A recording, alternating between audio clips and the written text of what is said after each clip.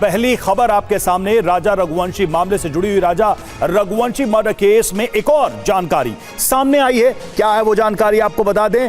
राजा को मारने के लिए सोनम का प्लान बी तैयार था। सूत्र बता रहे हैं, सूत्रों से बड़ी जानकारी सामने आ रही है कि प्लान बी भी तैयार था।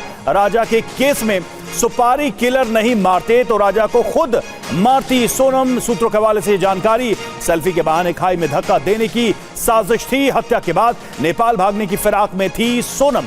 शुभम गुप्ता हमारे संवाददाता इस वक्त जुड़े। शुभम, एक के बाद एक बहुत ही हैरान करने वाली, चौंकाने वाली जानकारियां सामने आ रही है। क्या था ये प्लान बी सोनम का? देखिए रवि, अब कम से कम ये चीजें तो स्पष्ट हो गई जिसको लेकर थोड़ा सा संशय था कि ये चारों ही आरोपी हैं या इस पूरे मामले में कुछ और है, क्या सोनम निर्दोष तो नहीं है। मगर जैसे जैसे आरोपी अपना गुनाह कबूल कर रहे हैं और जो चीजें पुलिस को बता रहे हैं, उसके बाद सारी चीजें स्पष्ट हो गई है कि ये प्री प्लान मर्डर था। और सोनम की सबसे पहले तो यही प्लानिंग थी कि सेल्फी लेने के बहाने अपने पति राजा रघुवंशी को धक्का देकर वो मार दे, मगर वो सफल नहीं हो सका। उसके बाद किलर्स को बुलाया गया। किलर्स ने भी सबसे पहले धक्का ही दिया, मगर राजा उन पर भारी पड़ा और उसके बाद सोनम चिल्लाकर बोली कि मार दो इसे।